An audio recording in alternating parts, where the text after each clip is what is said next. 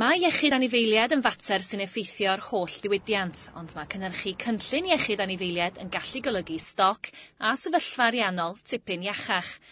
Ond weithiau fodd bynnag mae ffermwyr yn amharod i dreulio amser gwerthfawr yn paratoi cynllun iechyd, ac felly roedd ddigwyddiad diweddar yn fferm Rhyd y Criw ger Tywyn wedi anelu at esbonio'r manteision i ffermwyr. Wedi drefnu gan ganolfan Organic Cymru, roedd yn cynnwys cyflwyniad gan filfeddyg lleol, Hugh Williams. Cynllun iechyd anifeiliaid ydy dogfen sydd yn cael ei gynhyrchu rhwng ffarmwr a milfeddyg, sydd yn ddeud 4 peth yn benodol, biodiogelwch, a sut fedrwch chi stopio afiechyd ddod ar eich ffarm.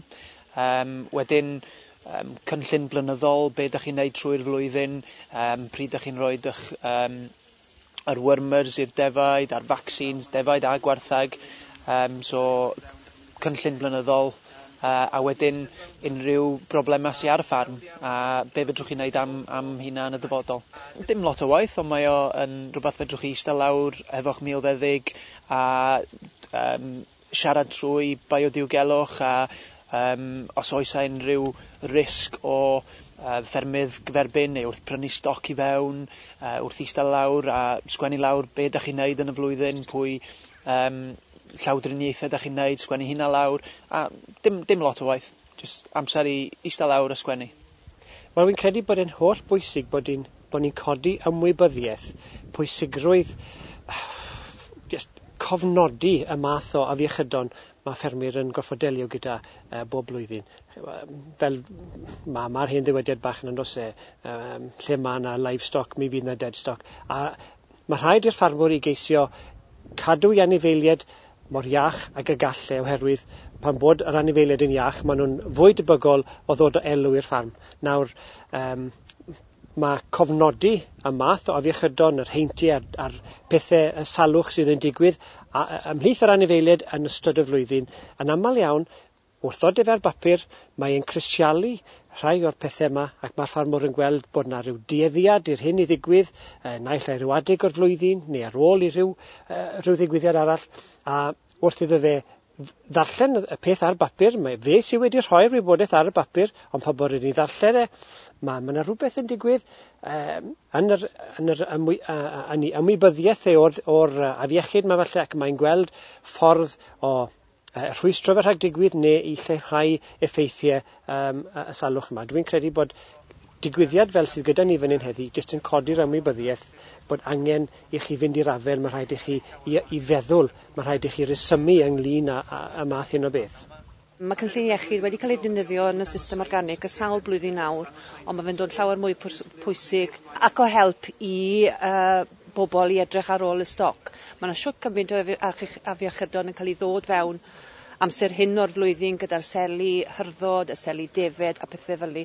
A dda gweld bod rheini wedi cael ei cyfro heddi a gobeithio nawr fydd unrhyw un yn gallu sy'n prynu stoc fewn amser hyn o'r flwyddyn yn gwybod beth maen nhw fod edrych amdano a beth ddylen nhw wneud i stopio'r problem.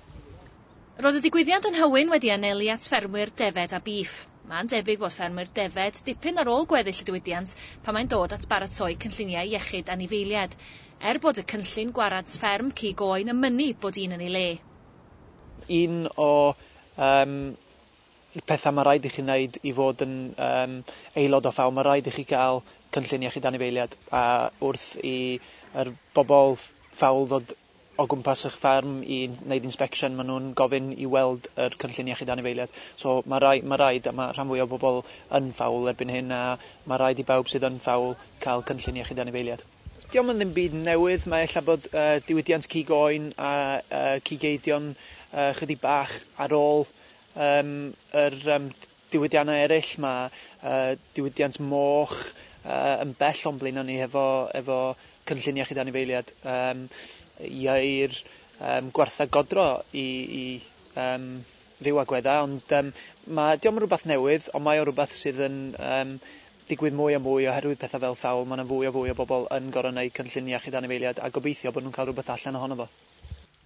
Mae'n bosib mae'r digwyddiad hwn fydd y cyntaf mewn cyfres o gyflwyniadau tebyg ar draws Cymru. Ac efallai bydd newyddion da ar y ffordd i ffermwyr sy'n poeni am gosd cynhyrchu cynllun iechyd o'r fath.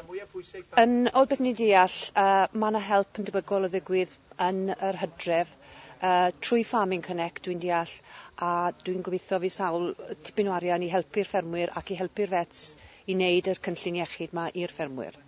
Lot o bobl yn gofyn cwestiynau, lot o ddiddordeb, lot o bobl yn gweld bod o ddim ond yn ddarn o bapur mewn ffeil neu ar ddesg, bod yna rhywbeth dogfen i weithio fo, bod yna rhywbeth pwysig, bod rhaid wneud, a mae yna dim just hynna, ond mae o'n ffordd o safio pres. A bod stopio a feichyd ond dod ar eich ffermydd yn mynd i fod y well na trin nhw yn y diwedd.